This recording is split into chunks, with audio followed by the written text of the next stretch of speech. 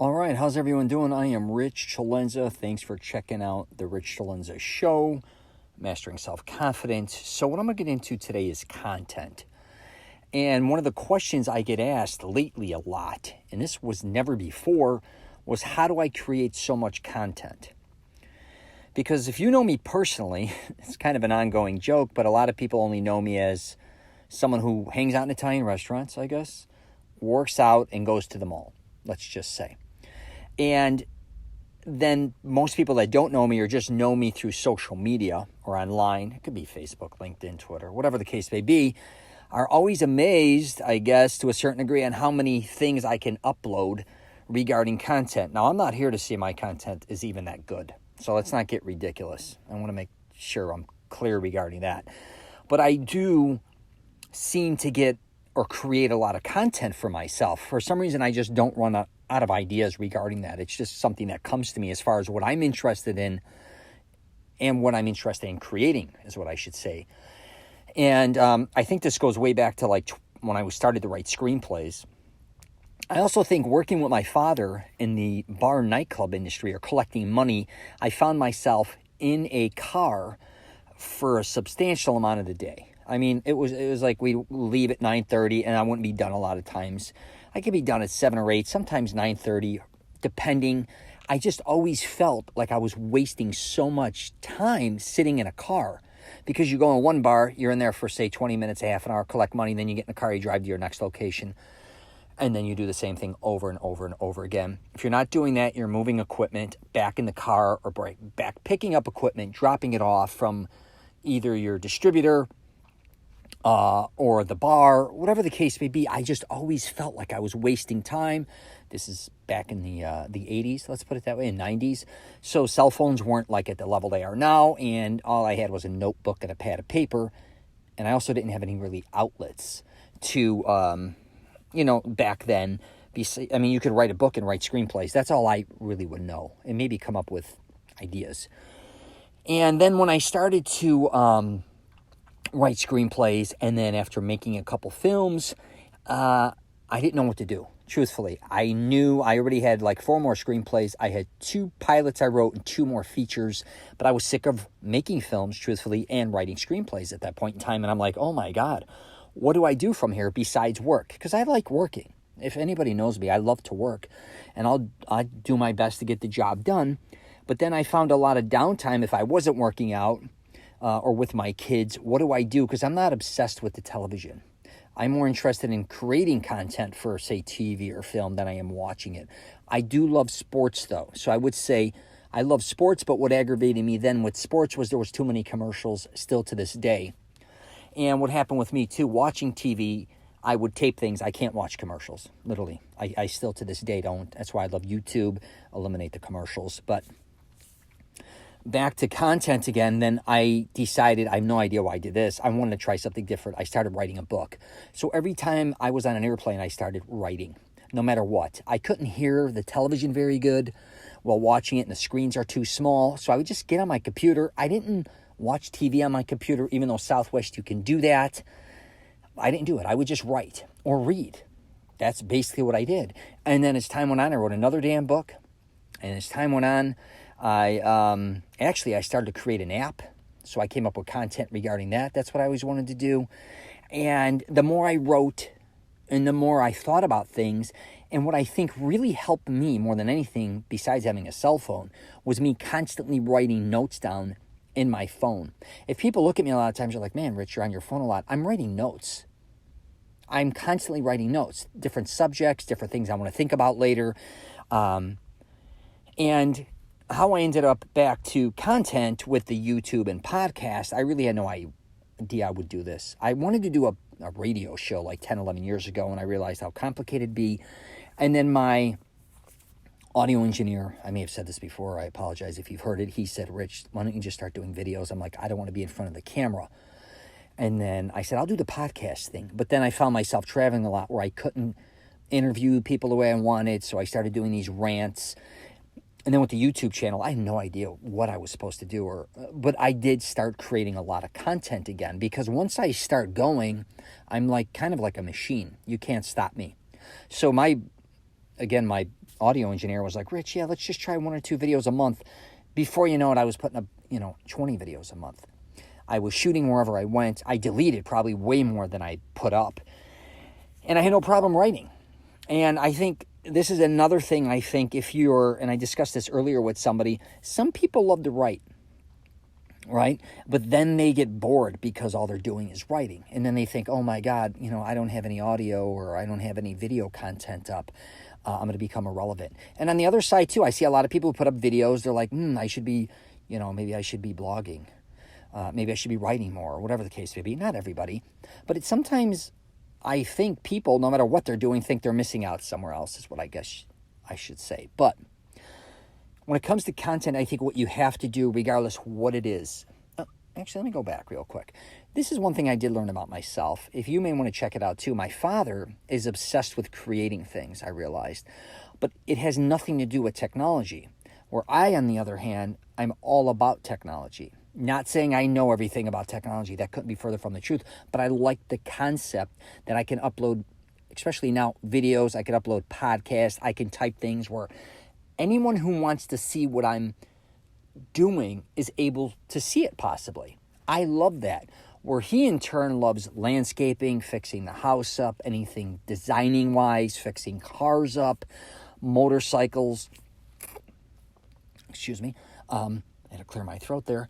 So we both have that, I think, and I got it from him and I guess my Italian ancestors who love, I have a lot of family members that are huge in the fashion industry and just artists and designers and things in that nature.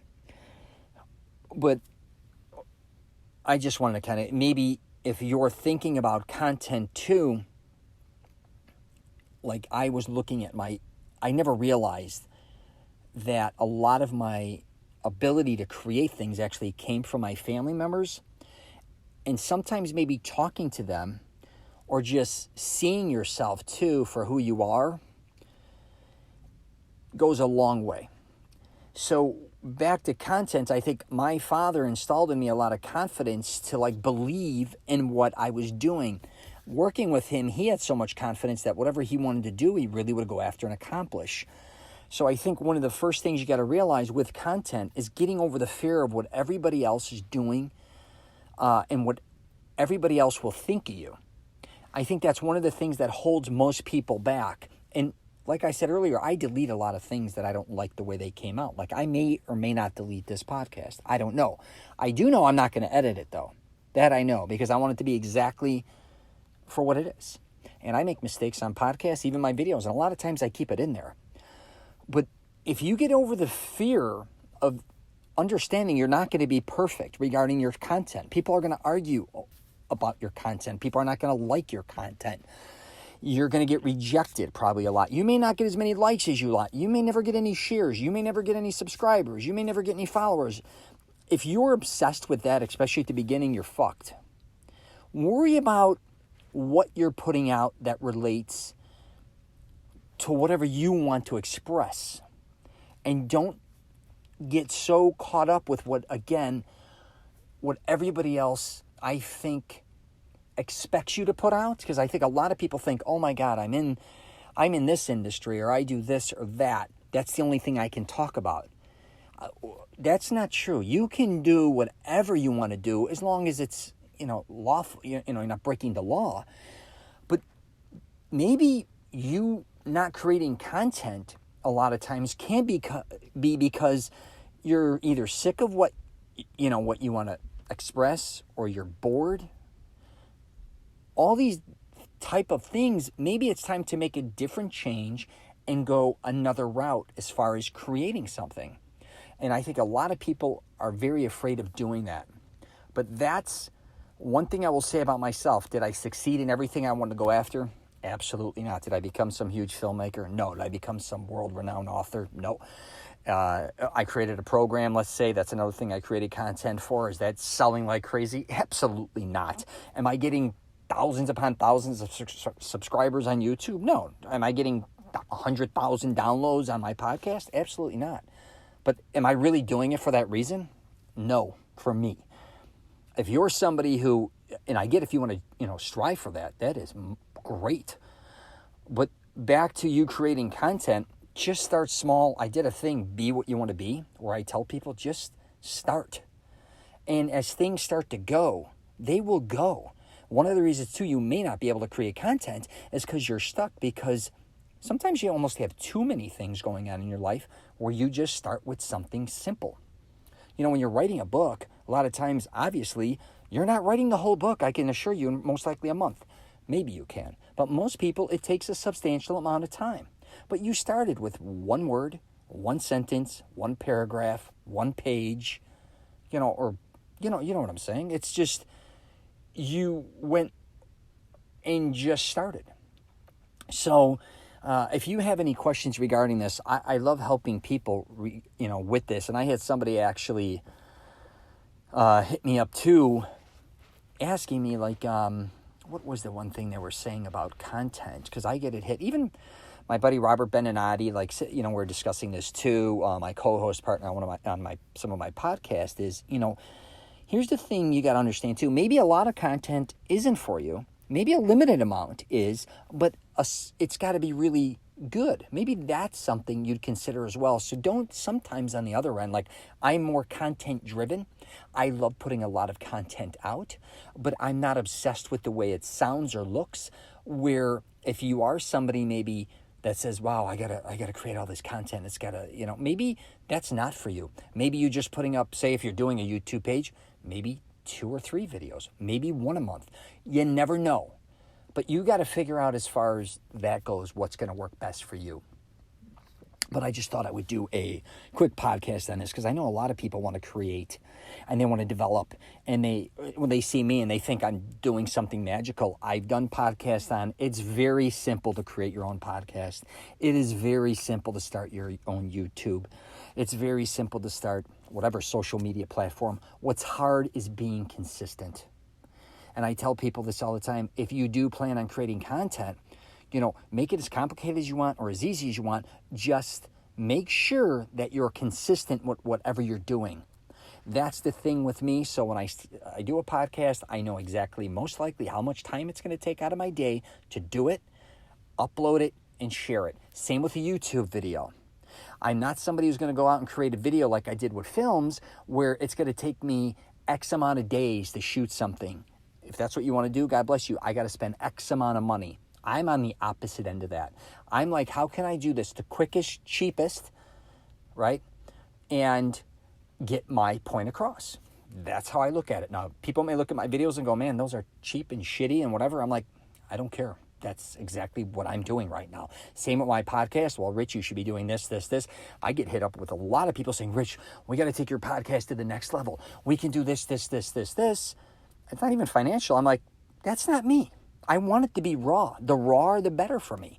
And some people just can't gravitate towards that. But it reminds me, even making films, or if you watch television or whatever, some people like to make documentaries, right? Some people like to make, Hollywood-style films. Some people like to do TV. Some people like to do whatever they like to do, YouTube videos. So anyways, these are just some things that I've gone through and I thought I would share. So I'm going to wrap it up there. If you get a chance, you might want to check out my YouTube channel. Just my name, Rich Celenza. And you could find everything on just my website, richcelenza.com. I'm on LinkedIn, Twitter, Facebook, and Instagram. Please, if you have any questions, I love helping people in any way I can. And please don't limit yourself. I think a lot of people have so much content that they can put out there. They're just afraid. And again, figure out what platform works best for you. If you're afraid to be on video, write. If you're afraid to write, go video. If you're afraid to do that, go podcast. If not, just share. Maybe you just love sharing photos. Maybe you just love sharing quotes. Maybe you just love, sharing whatever you want. But it's probably inside. If you're thinking about these type of things, there is a release component once you do start creating that I don't think a lot of people understand, especially creating content. When I create things, sometimes it's like I literally got something off my chest, and it feels incredible. And maybe that's what you're going through as well. So, all right, take care, and I wish you nothing but the best.